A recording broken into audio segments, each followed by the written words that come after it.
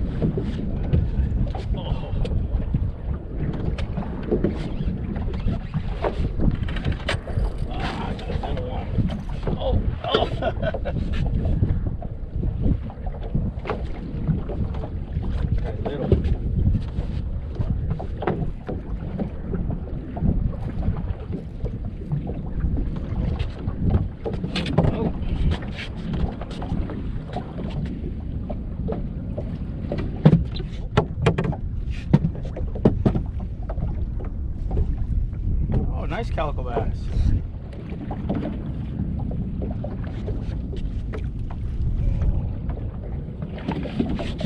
Woo.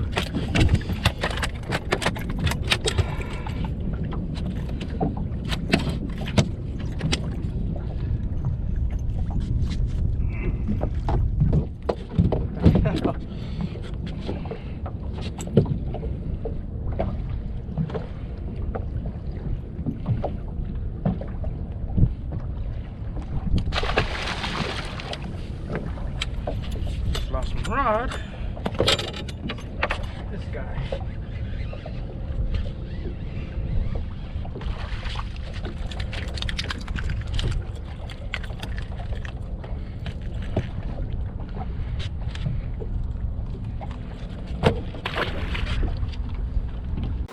So then I decided to fish PB on Tuesday afternoon. Against our better judgment, we went up again, and really we're hoping for some good fishing for a change. And when we got up there, we saw our friends Mike Stembridge and Chris Lowles fishing near one of the spots we went to. We ran up to talk to them, and they said it was pretty slow for them all morning. So we were expecting a nice hot bite in the afternoon, which would have been great. You know, Mike and Chris, they got some fish on weedless, caught some fish on crankbaits, hard baits, stuff like that. And so we had a plan just to fish the weedless, the slug or the small weedless MC, and started out good. I got the first fish on the boat for a change. Usually bata, so it was maybe a good sign of good things to come. But as you can tell by this video, this pretty much sums up the rest of the trip after I caught that first bass. Well, we're betting 1,000 on that at least. Yep. Really fishing and not catching him.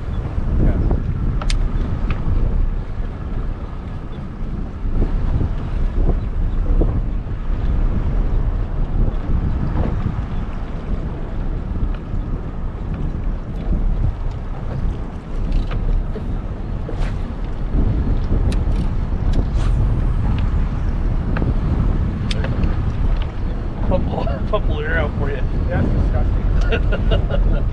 Freak. God. Bait flipping. Oh, timer. Got him. On the deep timer. Oh, right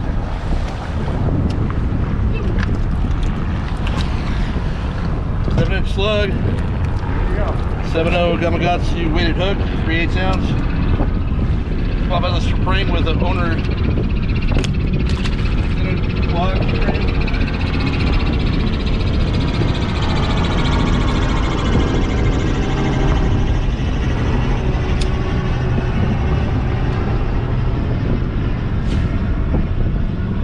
Did I get your first bass for change?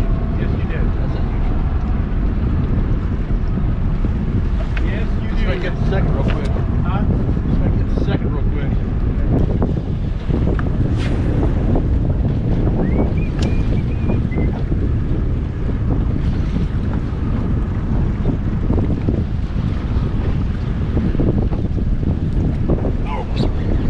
Go.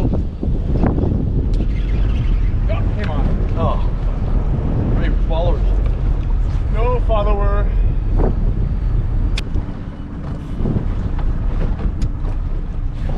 At that.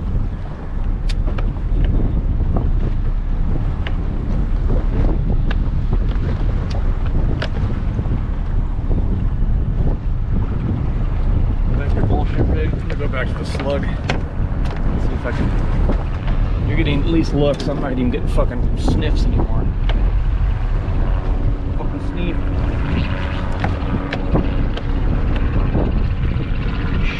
Right behind you. Right behind you. Yeah, I got it.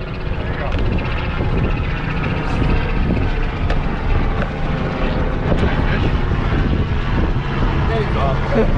What? He's off. No. I'm reading you. Gotta change the bait. We're cast. Make sure I'm frustrated. Oh, Erik. Oh, God, that was a nice one right there. Wow. Fuck. Oh, how did I miss that one?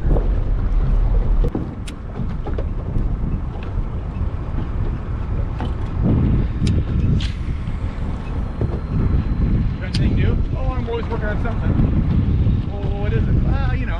Okay. Well, you know. Oh, got it, fucker. Good. Oh! Gosh darn it, man. Yeah, so they were biting really good. They were very impossible to hook or land, and we caught very few. I think we had a handful by the end of the trip for quite a few bites, but I don't know what's wrong up there. It's not biting right. 67-degree water, nothing set up where it should be. I was talking to Matt. We've probably spent, I don't know, a couple hundred hours up there this year, and the last 2 months has been the worst fishing we've seen. We had better fishing in February than we have now, so who knows? Maybe I just suck at bass fishing. Yeah, sorry about that. My camera cut out for some reason. Anyway, after we got back from beating our heads against the wall at PV for the 30th time in a row, it seems like, I went to use the restroom at the launch ramp at Davies Launch Ramp and saw that there was some fresh graffiti on the wall. And you have a picture of it here. The guy wrote, "My life changes dramatically" on Wednesday the 26th, which is basically the day after he wrote that. And I couldn't help but wonder if he'd been fishing PB as well. And I also couldn't help but wonder if I could find a marker and sign my name below it, because that something dramatically needs to change out there for me to go back. I say that now. Here it is Wednesday, and I'll probably be out there this weekend, but who knows. Down the beach, there's good bass fishing along the coast of San Diego. The twilight boats and the half-day boats have been loading up. There's been some yellows biting, and mostly in the evening, the new Seaforth had I think 3 or 4 fish the other day. All good grade yellowtail on their twilight trips. I don't know whether they're waiting until that late in the day to bite, but if you're a private boater looking to catch yellowtail down there, you might want to take notice of the time of day those fish are biting. Finally, some coverage down at the Coronados. My buddy Erik Noguchi and his son Gavin went down there on Eric's boat. Had a couple nice yellows on the surface iron fishing the islands there, bird schools flying around, things like that. Hasn't been a lot of traffic down that way, so you know, you just go around, and if you're a private boater, just look for areas that look fishy. Throw the jig a little bit, slow troll a mackerel or a sardine. Keep moving, keep looking. Could be anywhere from North Island to South Island, SKR, the rock pile, any of that stuff. So you got to cover those whole islands. And my advice is drive fast until you see something, then slow down and fish. Heading offshore. So on Friday and Saturday of last week, there was some bluefin tuna seen and caught off the 277 off the east end of Cat and along the fathom curve leading up to the island. Sorry about that. I went out to look for those fish on Sunday morning, and launched at Newport with my friend James. The tide was at noon, so we didn't launch till like 10 o'clock. Well, no, we launched about 9:30. Got out there about 10. Plenty of time to look around, and rather than run to where the fish count was, I know those bluefin tuna move around like crazy when they're first getting into an area. I decided to take a more scientific approach to the whole thing, and I did see fish in a couple areas. Nothing to cast at, splashes, stuff like that. But so once I drove through the zone, I wanted to be back in the best area on the tide at noon, and I was. So I covered, we covered about, I think it was like maybe 120, 130 miles round trip, and we're back at the dock by about 2:30, maybe 2 o'clock.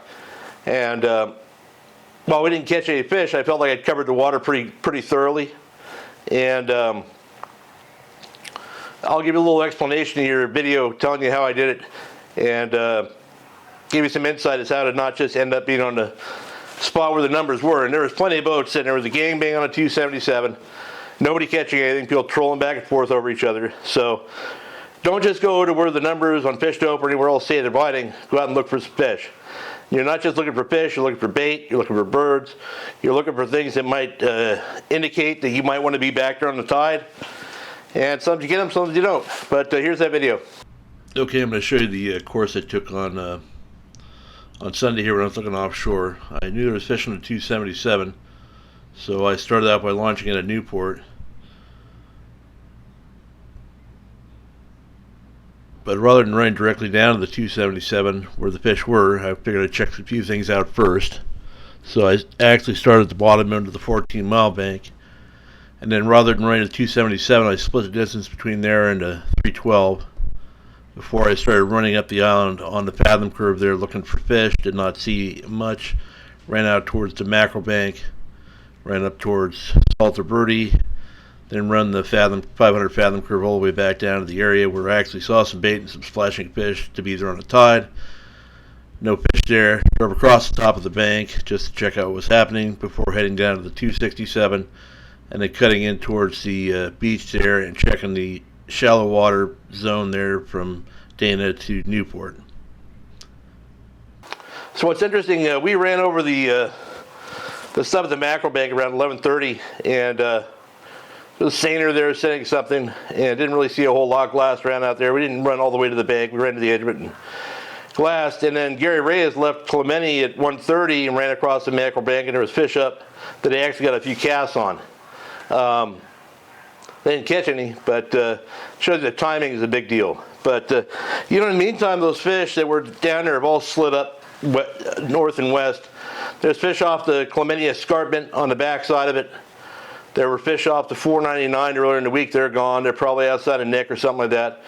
These fish historically will do this when they come up. They'll burn rubber up the beach, and then they'll get to some northern boundary of water temperature or something like that. They'll run out of the bait fish and they'll cycle back through. So those fish might slide back down below the islands. They may be in between Cat and Clemente.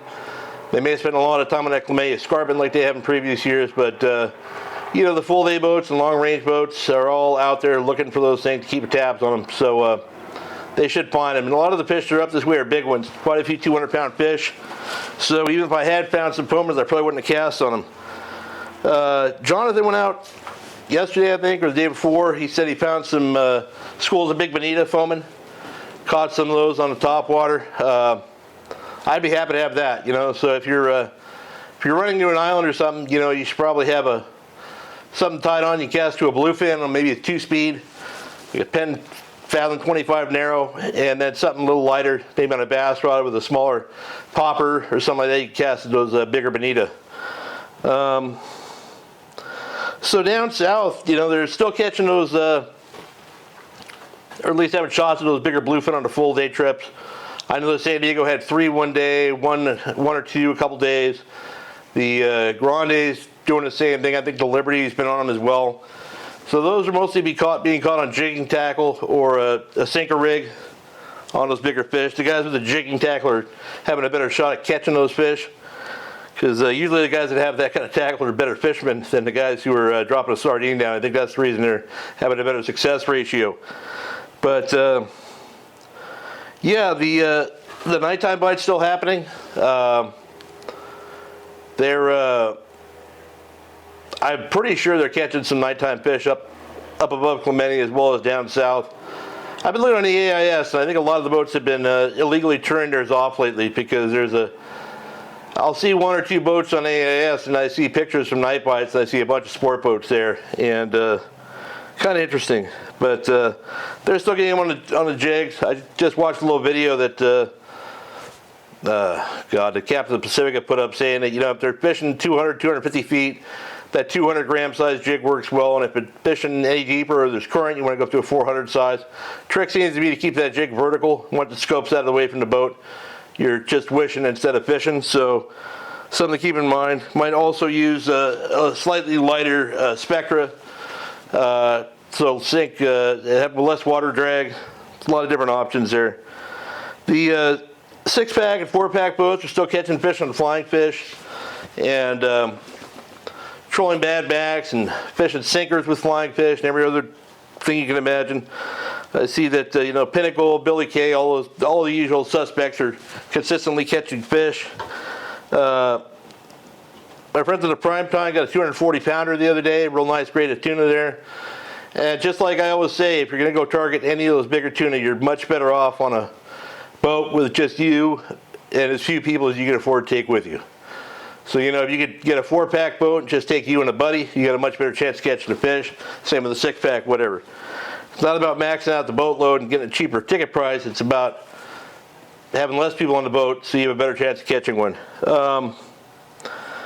Yeah, that's about it. Oh, the Condor caught a nice yellowfin tuna earlier this week. That water's warming up. They were saying there's some 70-degree water down south. We had 67, 66 between the islands on Sunday. So there's a good chance that those yellowfin tuna might be sliding up as well. And the one nice thing about the yellowfin, when they mix with the bluefin, they make the bluefin bite a whole lot better. Especially the foamer fish. So hopefully that continues to pan out, and I hope you guys have a good weekend and good luck if you fish.